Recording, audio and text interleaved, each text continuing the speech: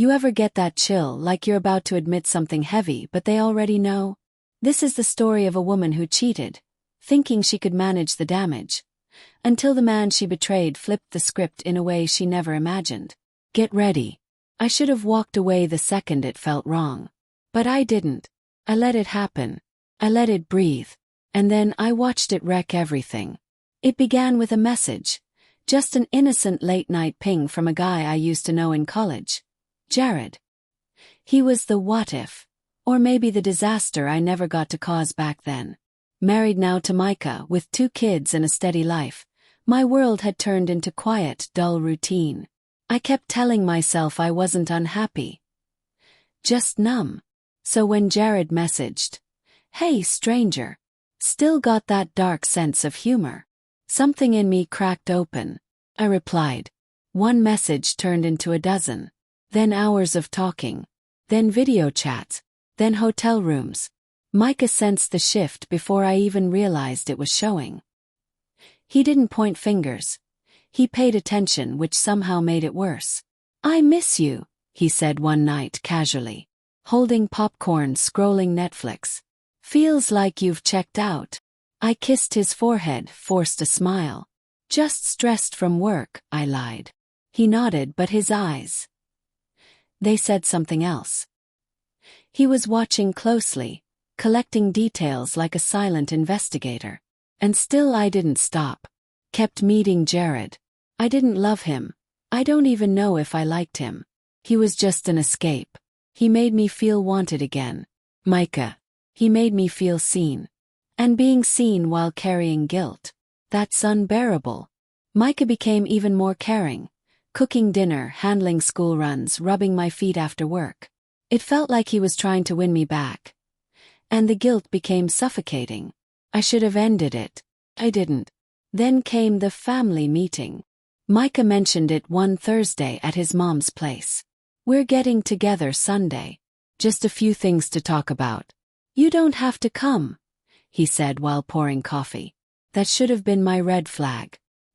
His family didn't gather without a serious reason, and never without the spouses. Still I ignored it.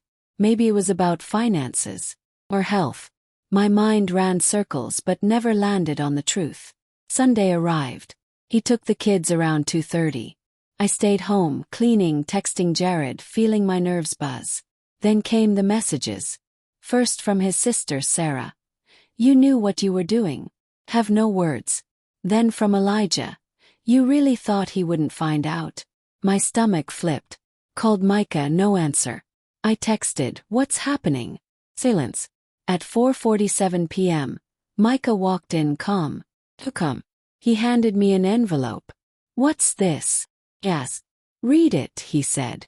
Inside, screenshots, messages, photos. Jared's arm around my waist. Me smiling in a hotel bathroom mirror. Locations.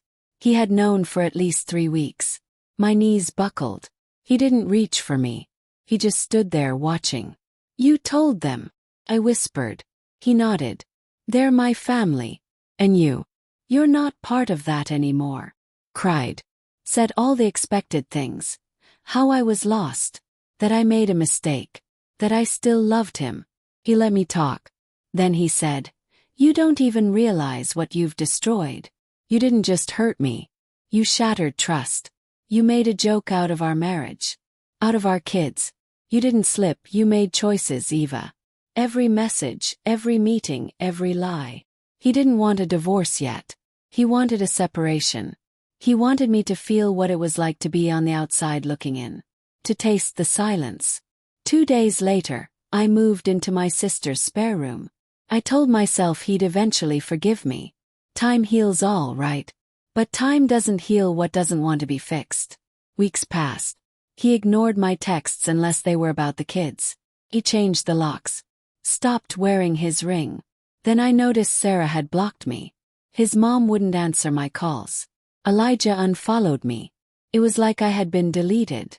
I ran into Jared once at a bar. He had no clue how much damage had been done. He thought it was just an affair. Fling. Maybe for him it was. For Micah, it was betrayal with a name, a face, and receipts. And then Micah started glowing. I saw pictures online. Him at the beach with our kids, laughing at family dinners. That hurt more than anything. Not because he was moving on, but because it looked effortless. Like I'd never existed. One night I wrote him a letter. 7 pages. Poured every ounce of regret, pain, apology into it. He mailed it back, unopened. There's something I wish I didn't have to learn this way. Not every betrayal ends in shouting or revenge. Some end with a quiet exit. An empty seat at a family meeting. Photos you didn't know were taken. A love you thought would always wait for you, but didn't. Micah's silence was louder than any fight we could have had. And that silence is what still echoes at night, keeping me awake. I'm not asking for forgiveness. I don't expect it. I don't even deserve it. But if I had the chance to go back, I wouldn't cheat. Not because I got caught, but because I lost the one man who truly saw me, and still chose to walk away. Some betrayals don't erupt. They echo. Eva thought she could confess when she was ready. But Micah took control of the ending. Let this be a warning. When you play with someone's heart, you better be ready to lose everything.